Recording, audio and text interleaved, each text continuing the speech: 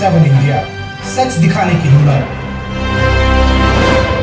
Mother India senior secondary school R S Pura की तरफ से शनिवार को स्कूल में एक सेमिनार का आयोजन किया गया, जिसमें कोलकाता में एक महिला डॉक्टर के साथ हुए बलात्कार और उसके बाद की गई हत्या जैसे बढ़ते मामलों पर चिंता जाहिर की गई।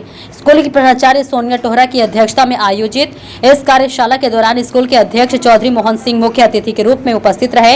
इस मौके पर स्कूल की छात्राओं ने अपने अपने विचार के माध्यम से महिलाओं पर बढ़ते अत्याचार जैसे मामलों पर चिंता जाहिर करते हुए कहा कि समाज को इस तरह के मामलों पर एकजुट होकर विरोध करने की जरूरत है। स्कूल के छात्राओं ने कहा कि कोलकाता जैसे मामले साबित करते हैं कि आज भी हमारे देश में महिलाएं पूरी तरह से सुरक्षित नहीं हैं और महिलाओं के खिलाफ इस तरह की घटनाओं को रोकने के लिए सरकार को सख्त कानून बनाने की जरूरत है।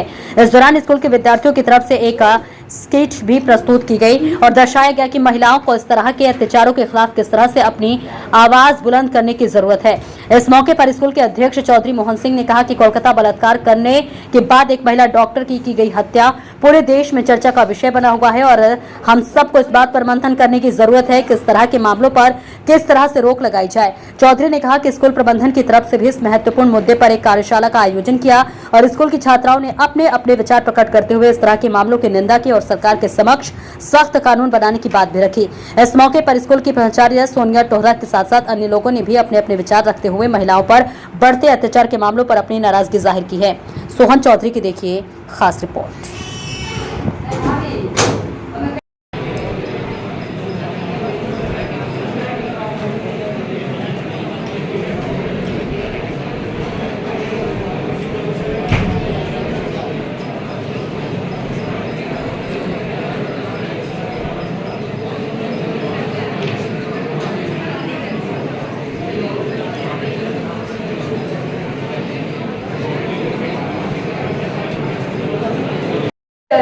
Every individual can work without fear of harassment or violence.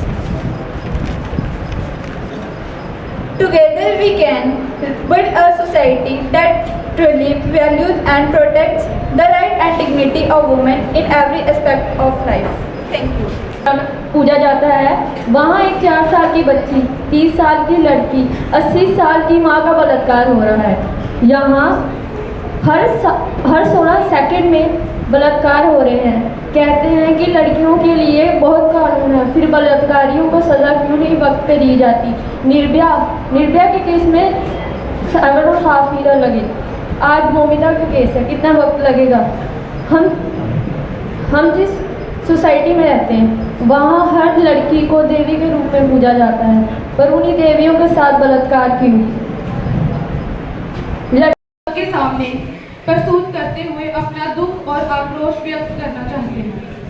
काश उठाई होती पहले आवाज तो ना होती वो रात इतनी दर्दनाक। उठी आवाज पुरानी प्रथाओं पर, फिर क्यों ना आई आवाज। इतिहास फिर दोहराया, पहले निर्भया और अब मोमिता का नाम आया।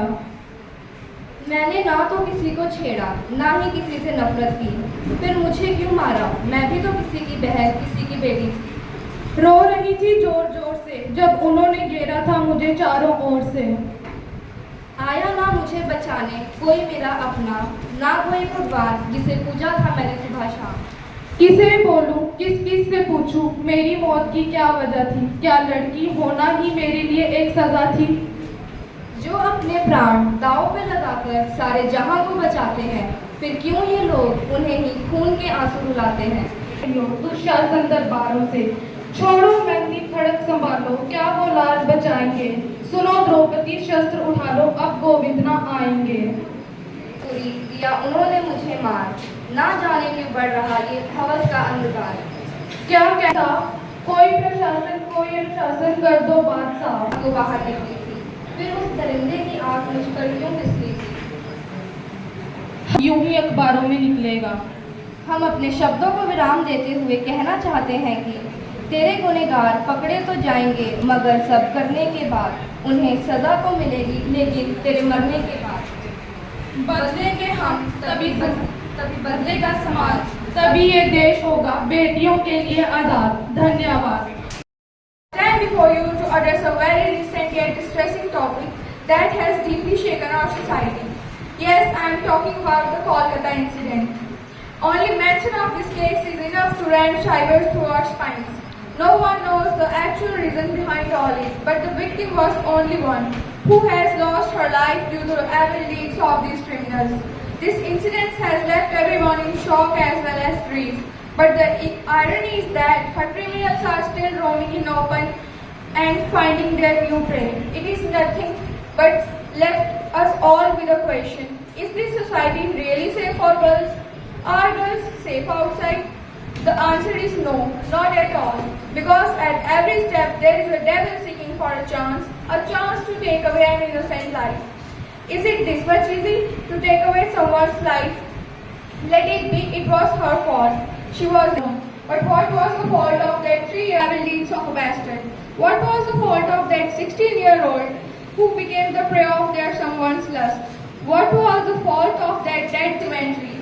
It's not a girl's fault, but it is a rapist's mentality. It was the devil of humanity. One has said rightly, hells are empty because devils are here.